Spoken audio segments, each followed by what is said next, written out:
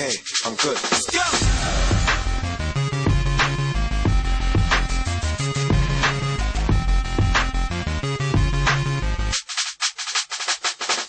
Yeah, we bring the stars out. We bring the women and the cars and the cards out. Let's have a toast, a celebration, get a glass out. And we can do this until we pass out.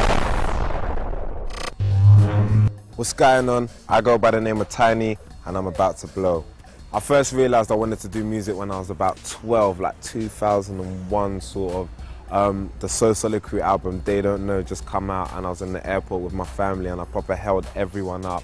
I ran to the duty-free, to Virgin Megastores, and I got me a copy. The whole time I was away, I was banging out the album, listening to it, and as soon as I got back, that's when I realised I knew what I wanted to do. Yeah, the raps that create are actually great. Watching the entrance fashionably late, and the females naturally gaze. Even the belt must match with the shade. I make tracks that have to be played, so my money goes up by a fraction a day. That's how the you push kit in that plug that ain't your standard factory make. Them other guys do sound rap to me, mate. Yo, we ball like match of the day, and I'ma keep bringing out excellent music, cause I don't do satisfactory move. O2, the reaction was great. Capture the day, match with the greats. I'ma be the first gram headline act on the pyramid stage at Glastonbury Way.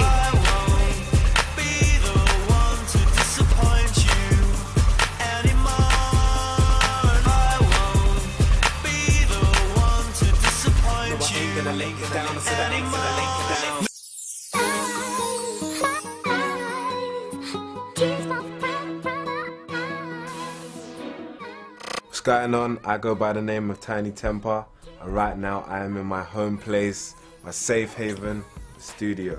My first musical break came about in 2005, and I used to do a lot of recordings with like DJ Ironic and Chipmunk and that. And one tune we did in particular was a track called Listen to the Vibe. Obviously Ironic had Family and Twice as Nice, and the PSP was about to launch, so they were looking for tracks to kind of score games, and then they put Listen to the Vibe on a game called Wipeout Pure. So we, like, overnight we had to do like this massive European tour. I have like a really, really good relationship with Fluke, Crazy Cousins and all of that, I still do, and he actually sent me Wifey like first. I remember the first time I heard that beat. You know when you hear a hit, like I was dancing around my room for time. I said, yeah, this is going to be massive.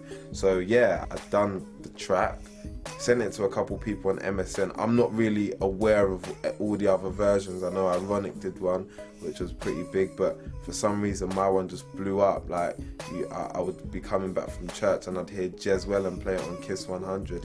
I did a track for Cayenne Prince, who was the football player, QPR, and who was fatally stabbed. I'm sure everybody heard about it. I really got to bond with Cayenne Prince's father, Mark Prince, during that time, and I just got to really spend a lot of time with somebody who had suffered such a great loss, and that's like one of the worst feelings in the world, like even for me. So I dread to think what he must have thought. But yeah, since that point I've always been heavily involved in a lot of charity work, not just for knife and gun crime, but like lots of different things. I feel it's very important that when you come from a certain area, it's always good to try and give back as much as you can. For my album, wow, what I can say is that it's very eclectic, and so basically I just experiment with every single genre of music I like, and obviously try and bring out my personality. It's called The Discovery. It's out in 2010. My main advice for anybody who's trying to get into the music industry is to have a great level of independence. Try and use all the things that we've got around us for free to your advantages. So for example, like you've got like the MySpaces, the Bebos, the Facebooks, the Twitters. Make sure you use all of those things to try and promote yourself and get out there. Make sure you believe in yourself, make sure you have a lot of confidence, and don't wait for anybody to come and sweep you off your feet with some magical contract or anything like that. Just make sure you stay focused, you make music that you love and you make music that you enjoy, and if you're good enough it will happen for you, definitely. The sort of music I'm into is like everything, man. Like, to be quite honest, I have everything on my iPod, from like Jason Mraz to like gigs. It's like so varied. Like I listen to everything. I appreciate all sorts of music, different languages. As long as it's good music, I like it. The greatest hurdle that I faced getting into music was gaining the respect and the acceptance of the urban grime industry and the grime scene.